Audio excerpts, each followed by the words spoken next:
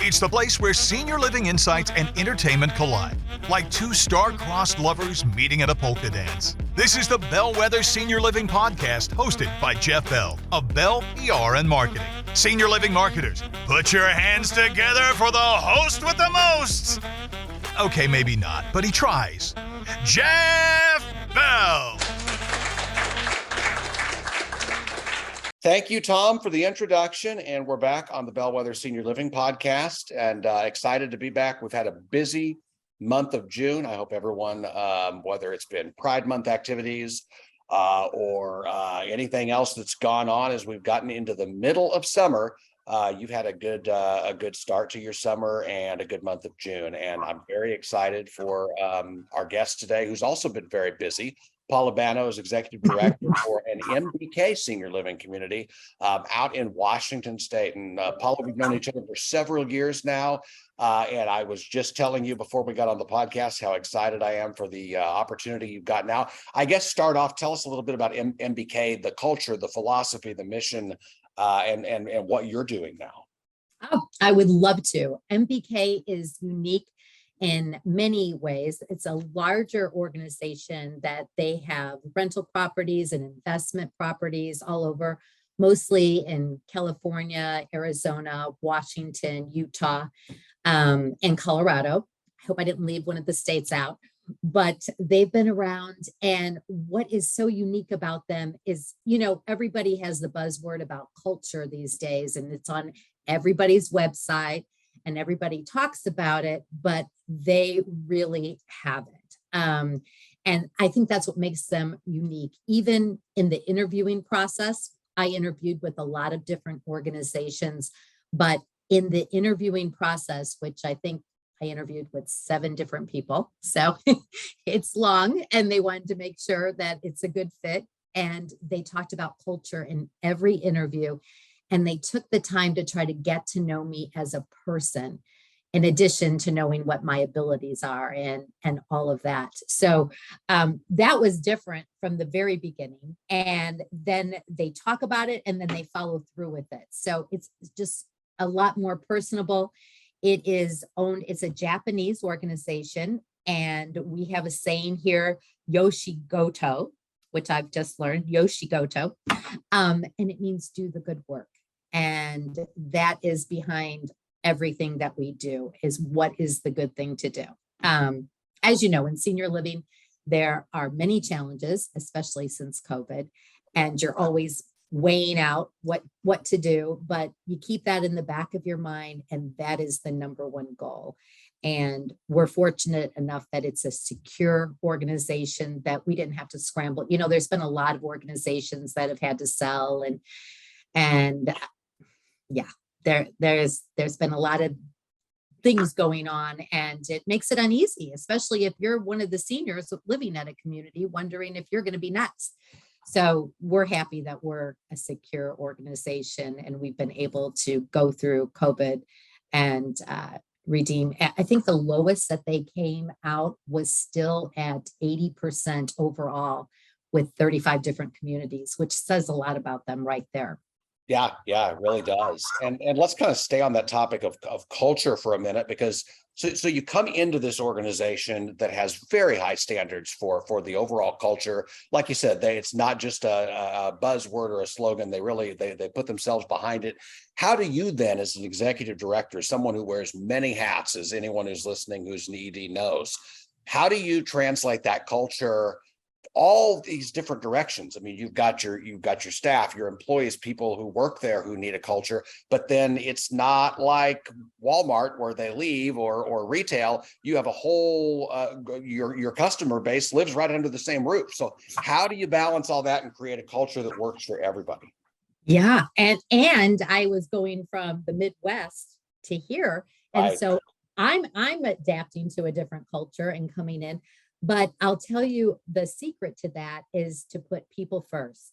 So anytime you start a new job, you are inundated with all the different programs, and MBK always likes to be innovative. So they have a lot of programs, which is great. It streamlines processes, but it's a lot to learn too and to grasp.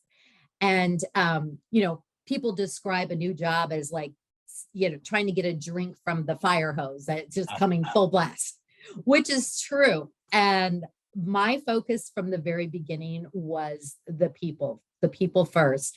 So, and they allowed me that little extra comfort room to where I will get all that. I will get all those reports out. I'll do all those financials.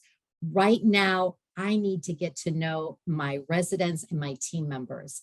And I love the team here. And even before I came here, they were welcoming me, and they said that they thought they were the most welcoming community. So I knew right then it was going to be a good fit. And then to get to know the residents, in addition to having a monthly meeting where we just talk candidly, with them, and a resident council meeting every month, and a dining meeting every month. Because how do you get 80 people to agree on what food they want, right? Right. But in addition to that, every Tuesday morning, I have breakfast with a group of 5 residents, and we don't really talk about business that much, maybe a little bit, but it's mostly just to get to know them. And that's part of the culture that makes it, more connected. They see me as a person, I see them as a person, and we learn how we can help one another. How can I service them the very best is getting to know them. So I think that's the whole key is just putting people first and knowing why you're here. Yeah, absolutely. And of course, now you talk about residents and getting to know them and dining and those needs. We're sort of in the midst of this generational change in senior living as the baby boomers get a little bit older and they begin to retire. And we were talking earlier today in another meeting that I was in about the silent generation and how they've always sort of gotten squeezed in between the World War II generation and the boomers, but they're a little different than either of those two generations in terms of their needs. So I would imagine that listening to people, getting to know those people, taking that time, even as busy as you are as an executive director, has got to make the difference for everybody else who you then tell, hey, go and make it so, to steal a line from Captain Picard. It really, really does. And they appreciate taking that extra time with them. Even the ones who like to be more to themselves than things like you were alluding to, they appreciate that you're asking the questions and you're taking that extra time to get to know them. And then the ones who aren't comfortable, if they don't come out, I'm going to go knock on their door. I'm almost through my list here, and then just to get to know them one-on-one. Some of them I've already done that in their environment where they're comfortable, as long as it's good with them. And because you're always going to have residents that want to stay in the rooms. And I think as more people retire, as with the next generation, they're more technical and things. They're not going to want to come out for anything. Like, when I retire, I'm quite content. I'll have my social life and things. I might do a few things, but it's very with computers and everything else, they can stay connected in so many different ways. So you're juggling that too. You want to bring the residents along. You don't want them left behind with technology and everything. And I'm happy to say that MBK has a lot of exciting different gaming that we have, to where virtual, where they can go to they can see on the map the first place where they lived, as a child, or they can go to Italy, and it's all virtual, and they love it. They love it. They are in line for it every day that we have it. So it's exciting. It's kind of bridging that gap and not overwhelming them, but introducing them to the technology that is fun and exciting. Do you think as bad as COVID was, as much of a challenge as it was for all of us, I always say, maybe it's the optimist in me, that we have to find some kind of silver lining through anything. Do you think maybe it was that it made people have to come out of their comfort zones a little bit when it comes to technology? Yeah, I think definitely it jump started it, right? I would say 100% you are right. Absolutely, Jeff, because we were forced into it. Otherwise, you were going to be completely isolated for so many people. And so now that they've started to come out of it, what do you foresee? I think we've all spent the last year or so sort of pinching ourselves and saying, okay, is COVID really over? Are we finally starting to put this behind us now that it looks like knock on wood a million times, that's the case. What does the future look like for you? What are you excited about over the next 5-10 years of being an executive director at a very progressive, exciting community? Well, I'll tell you, one of the things that I'm most excited about is that we are becoming more and more a group of people who find their voices, right? And they're speaking out more. And you can't fix what you don't know. So the more that you can empower those to share what their needs are, the more that you can meet those needs. And I think, the horrible things of mental illness that went on the rise and still is, a lot of it due to COVID, and a lot of it just revealing itself because of COVID. And that's horrible. But the good news is we're acknowledging mental illness and we're addressing it. And so I think that coupled with that gives us an opportunity to acknowledge people in a different way and have those difficult conversations, which I do almost on a daily basis with people, because it's near and dear and it's on their hearts, and it's on the hearts of the family members too. They're like, I'm worried about mom. She hasn't been talking lately, or whatever it may be. So I'm excited to hear more of what is on their hearts and how we can service them best. I'm also very excited about the technology that we'll be able to have one nurse, and you'll be able to tell whether anybody fell in their apartment because of our new technology that, there's different waves going out that we can be there in a moment. There's no guessing. There's keeping connected again with more technology. They're coming up with for people that with dementia that they could just look or just tap the screen, and then they could like tap on the picture of their loved one and it will call them. I mean, we're really exciting times to be able to help and service and fulfill whatever their needs are as they age. And we're realizing that it's not, it's not clinical. It's really about purpose and relationships. And of course, we have to have clinical and take care of them, but we're putting so much more emphasis on people. Once again, comes back to people. Well, we've learned so much about socialization. And again, COVID came in and took that away from us, not just in the senior living world. It caused our kids in many places 2 years, in others at least 1 year of sort of this virtual school world. And when they went back, they were in masks. So if anything, to your point, it has given us so much more appreciation for the opportunity to be social, the opportunity to get out. And I wonder if it's not led people who maybe are a little more extroverted after 2 years of sort of being forced to be extroverted, maybe getting out a little bit more and trying those things at the community level. I think it has. One of the complaints that I got when I first came here and I started having those monthly meetings was that one of the residents said, could we do something about the sound level in the dining room? She said, it's so loud that we are like yelling across the table to have conversations.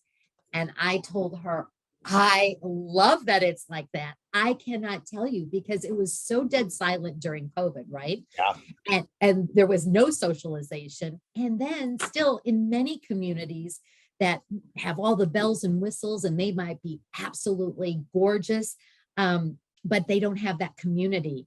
And so when I shared that with them, and I said, so to come here and hear you all just laughing and talking and all of that carrying on in the dining room, it just does my heart so much good. I love it. That's another good problem to have, right?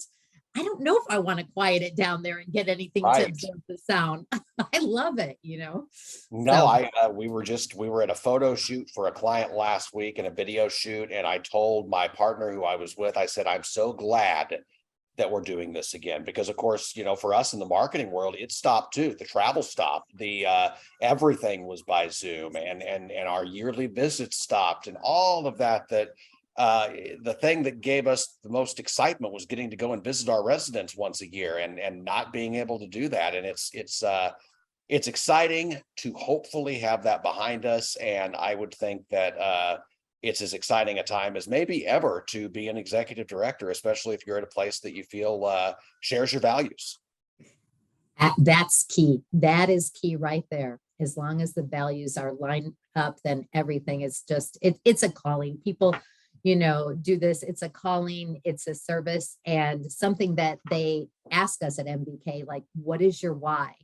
And to keep that in mind, I went to a leadership conference we had in California, and instead of talking all financials and census and all that, instead we had like heart-to-heart conversations with the vice president and the CEO. It was really nice. And they were vulnerable, and they encouraged us to be vulnerable as leaders, which, again, having that person to person, and people see you with all of our mistakes, and admitting to those and showing some of those. And it's just so wonderful to see that from the top down, right? Because then that gives us the freedom to be more transparent as leaders and admit our mistakes and all of that kind of stuff. And also keep striving as the why. Yep. We get so caught up in the numbers and this and that. And whenever I'm feeling overwhelmed, I just sit down and I go talk to a resident, and then everything is picture perfect of why I'm here. Well, our slogan at Bell, never follow, be a bellwether. And it sounds like you have found a bellwether, and that's what we try to create, is be a leader in your industry, be the one who's thinking about things in a little bit different way, being the force for change and for good. And it sounds like you found all that. Paula Bano, Executive Director, MBK Senior Living out of Washington State. If people want to learn more about MBK, where can they go? Anywhere, just go online and MBK, it'll pop right up, and you can see all of their different properties and what they do, and hear a little bit about their culture. We have videos. If you go online, before I even interviewed with them, I looked at their videos online through LinkedIn, and I was like, yes, this looks like a great place. Just seeing their conference too, of the interacting and having fun. And I do believe in having fun, Jeff. So you better believe it. My background is a lot of activities. I have a very diverse background. So if you can, accomplish the goals and have fun, then you have to. If it's not fun, you shouldn't be doing it. Yeah, I could not agree more. And that's why we put this podcast together, to have some fun. And Paula, thank you so much for joining us. We will be back in the next couple of weeks with another guest, as we try to keep putting new podcasts out there. But Paula, so nice to see you. Nice to catch up. And again, just thanks so much for being on the show. It was my pleasure. And I'm so happy to see you being so successful, because you deserve it. You have great marketing skills. So thank you for what you do to help senior living. Well, we appreciate it. I appreciate it. And we like to think we're building a great firm. So for Tom Watts, our sort of intro announcer, and for Julie Montoya Houston, our producer, engineer, and our creative director, for that matter, for the podcast, I'm Jeff Bell, reminding you to never follow, be a bellwether.